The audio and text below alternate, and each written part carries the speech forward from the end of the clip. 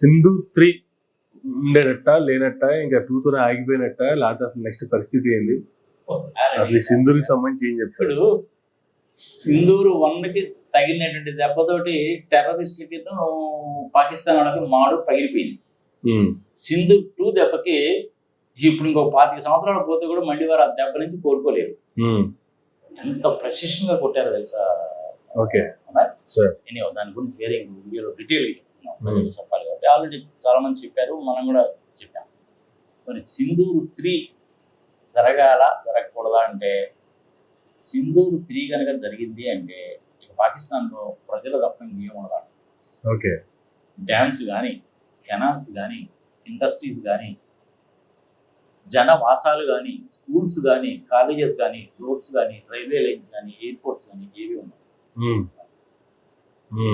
పాకిస్తాన్ ప్రజల మీద మనకి ఎవరికి కోపం అమాయకులేక అంటే 2 పూటలు తిండి తినడానికి గతిలాగా సస్తున్నారు వాళ్ళు. వాళ్ళ మీద మనకి కక్షాద్వేషం అనవసరం. మతపరంగా దేశాన్ని విడగొట్టేశారు, అయిపోయింది. 75 సంవత్సరాలు అయిపోయింది. వాళ్ళ సావేదో వాళ్ళు వస్తున్నారు, మన బాధ ఏదో మనం పడుతున్నాం. ఈ వెనక నుంచి చేసేటువంటి ఈ పనులు చేయించేదంతా ఎవరయ్యా అంటే ఐఎస్ఐ వాళ్ళు ప్లస్ రాజకీయ నాయకులు ప్లస్ ఆర్మీ. విన్నాక మనం మునీర్ ఏమంటాడు, వీళ్ళందరూ ఎట్లా ఉంటారంటే బిలియన్స్ ఆఫ్ డాలర్స్ సంపాదించి దుబాయ్లోనో, మెజారిటీ ఆఫ్ ద పీపుల్ ఇంగ్లాండ్లో, లండన్లోనో అట్లా ఇప్పుడు సెటిల్ అయిపోతారు. ఓకే, ప్రజల్నేమో పిచ్చోళ్ళని చేస్తాను. నేను పాకిస్తాన్ ప్రజలను తప్పు పట్టడంలో ప్రజలు అర్థం చేసుకోవాలి. తప్పంతా వీళ్ళదు. సింధూరు 3 జరిగితే ఏం చేయాలి? లాహోరు, కరాచీ, ఇస్లామాబాద్, పాకిస్తాన్లో కూడా హైదరాబాద్ ఉంది, గుర్తుపెట్టుకో. ముందు జనం అందరికీ చెప్పాలి, మీరు ఇల్లు వదిలిపెట్టి పారిపోయింటే మేము పలానా దగ్గర బాంబులు వేస్తున్నాము, మిజైల్స్ వచ్చి పడతాయి, మీరు పారిపోండి అని చెప్పాలి. అప్పుడు కనుక కొడితే స్మాష్. ఓకే, ప్రజలను చంపవు. సింధూరు 3లో జరగాల్సింది అది. ఉన్నాయండి పవర్ సెక్టర్ లైన్స్ ఏంటి, 400 kV లైన్స్ ఏంటి, డ్యామ్స్ ఏంటి, నేషనల్ హైవేస్ ఏంటి, రైల్వే లైన్స్ ఏంటి చూసి గట్టిగా దెబ్బ కొడితే గట్టిపడి ఉంటారు. ప్రజలని టచ్ చేయకూడదు. ఓకే, చచ్చినట్టు దారికి వస్తారు. పాకిస్తాన్ ఆక్యుపైడ్ కాశ్మీర్ అని ఏదైతే అవుతున్నారో, బాబు వద్దులేరా బాబు నువ్వే ఉంచుకోండి, వాళ్ళకే ఇచ్చేస్తారు. ఇది ఒక పక్క జరుగుతుండగా అటు పక్క బెలూచిస్తాన్ వాళ్ళు కూడా ఎన్నికలు రెచ్చిపోయి స్వతంత్ర దేశం డిక్లేర్ చేస్తున్నారు కాబట్టి ఆ ముక్క పోతుంది. ఇటు పక్క పశ్చిమ వాళ్ళు పోతారు, మధ్యలో సింధ్ ప్రావిన్స్ వాళ్ళు పోతారు. చివరికి అల్టిమేట్ గా పాకిస్తాన్ అంటే బాబు నేను చిన్న మొక్క, దాన్ని పంజాబ్ అంటారు. ఆ మొక్క తప్ప ఇంకేముండదు. ఈ టెర్రరిస్ట్ ఆర్గనైజేషన్స్ అందరూ మెజారిటీ ఆఫ్ ద పీపుల్ ఉండేది పంజాబ్లోనే. వాళ్ళ పంపలు, ఇళ్ళు, వాళ్ళ ట్రైనింగ్ సెంటర్స్ అన్ని అక్కడే ఉంటాయి. రాజకీయ నాయకులు మొత్తం అక్కడి నుంచే వస్తారు. ఏది మన ఆంధ్రప్రదేశ్ లో కనుక ఆంధ్రప్రదేశ్ ముఖ్యమంత్రి మెజారిటీ ఆఫ్ ద పీపుల్ అంతా రాయలసీమ నుంచి వచ్చినట్టు,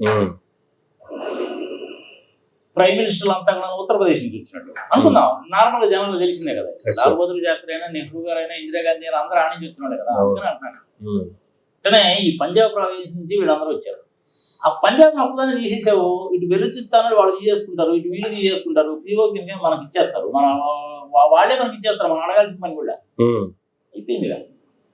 కానీ సింధూరు 3 కనుక జరిగితే జరగాల్సింది ఇది నేను కోరుకుంటున్నాను. కానీ ఎందుకు చేయడం లేదంటే ఈ మధ్యలో ట్రంప్ గారు చేసిన పని మాట్లాడుతున్నారు. అదేదో ఇండియాకి అమెరికాకి ఉన్న రిలేషన్ వ్యవహారాన్ని గురించి చెప్పుకునేటప్పుడు చెప్పుకున్నాం. యుద్ధం చేయడం అంటే సామాన్యం కాదబ్బా. ఎప్పుడో ఏప్రిల్ 22వ తారీఖు జరిగితే మే 7వ తారీఖు తెల్లవారుజాము వరకు ఎందుకు వెయిట్ చేయాల్సి వచ్చిందంటే 1-4 సార్లు ఆలోచించి సమీకరించుకోవాలి. ఏం చేయబోతున్నాం అనేటువంటి అవతలకి తెలియకూడదు. వాడు ఏం చేస్తాడంటే ఆ వాటిలో ట్యాంకులు తీసుకొచ్చేస్తారు, అది తీసుకొచ్చేస్తారు, ఇది తీసుకొచ్చేస్తారని వాళ్ళ హడావిడిలో ఉంటారు. వాళ్ళ యుద్ధ విమానాన్ని రెడీ చేసుకునే హడావిడిలో ఉంటారు. వాళ్ళ మిజైల్స్ ని ఎక్కడున్నాయన్నీ తీసుకొచ్చి బిగించుకునే టైంలో ఉంటారు.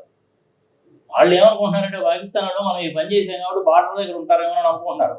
కానీ మన వాళ్ళకి ఆ బార్డర్ అనేది అసలు లెక్క లేదు. అది ఏదో ఒక రోజు మనకు వచ్చేదే కాబట్టి వీళ్ళు ఏం చేశారంటే ఆడ పెట్టారు టార్గెట్.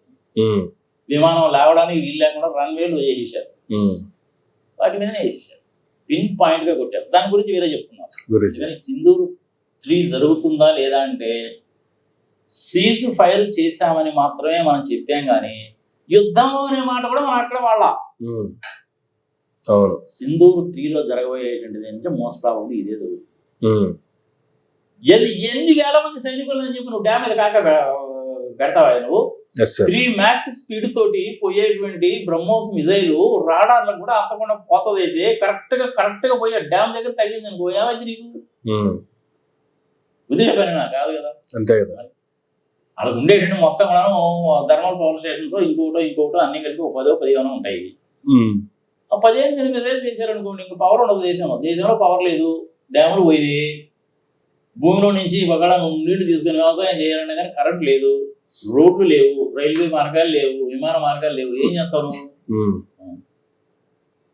పక్క దేశానికి వలస పోవడం. ఫైనాన్షియల్ గా తక్కువ ఉండేది. వాళ్ళు రేపు యుద్ధాలు అనేసి అంటే డైరెక్ట్ గా వెళ్ళి టిప్పు పేల్చుకోవడం ఉండదని చెప్పుకున్నాను మనం. Yes sir. ఆర్థిక పరమైన యుద్ధాలు, వాణిజ్య పరమైన యుద్ధాలు, నీటి పరమైన యుద్ధాలు, సైబర్ పరమైన యుద్ధాలు ఉంటాయని చెప్పుకున్నాం కదా. ఉమ్. అంతే కదా. అవును. మనకు జరిగింది అదే. ఉమ్.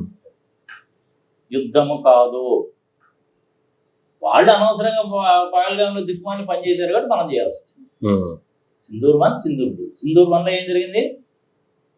కేవలము 25 నిమిషాల్లోనే 9 స్థావరాలు అయిపోయినాయి. అవును. తర్వాత 13 13 ప్లేసెస్ లో ఇంచుమించుగా 1.5-2 గంటల పాటే. అది కూడా పెద్ద ఎక్కువ లేదు, ఉమ్. అయిపోయింది. అవును. నేను ఆల్రెడీ ఇంతకుముందు వీడియోలో చెప్పుకున్నాగా, మా దగ్గర F-16 ఉన్నాయి, మా దగ్గర ఎవాక్లు ఉన్నాయి, ఆహా ఓహో అంటారు. నీ దగ్గర F-16 కనుక పనిచేయాలని పని అయితే ఆ పైలట్ కోడ్ తెలియాలి. ఆ కోడ్ ఏమో ట్రంప్ గారి దగ్గర ఉంది. ఉమ్. ఆయన ఇస్తాడు, లేకపోతే లేదు. ఆయన ఇచ్చేలోపు ఇక్కడ బ్రహ్మోస్ పోస్తుంది కదా. ఎక్కువైంది కదా మరి. ఉమ్. కానీ ఇంకొక దెబ్బ గట్టిగానే తగలాలి. ఉమ్. కానీ ఒక్క పాకిస్తానీ వ్యక్తి కూడాను చావు. ఓకే. ఉమ్. నేను కూడాను శాంతియుతంగా ఉండాలని అనుకునేటువంటి వాడిని. కానీ అదే పనిగా నువ్వు చెంపదెబ్బలు కొడుతుంటే ఎన్నాళ్ళను బరాయిస్తా నేను? Yes sir. 2 సార్లు చేశావు, 3వ దెబ్బ ఏదో గట్టిగా వేసేయండి మోడీ గారు, దరిద్రం వదిలిపోద్ది. ఏంటంటే ఎన్నాళ్ళు పడతాం అది? మీ జనరేషన్లో పడి, మా జనరేషన్లో పడి, మా పిల్లల జనరేషన్, మా మనవరాల జనరేషన్ ఎన్నాళ్ళు చూస్తాం సార్. ఇది తేల్చిపారేయండి అంటే దరిద్రం వదిలిపోద్ది.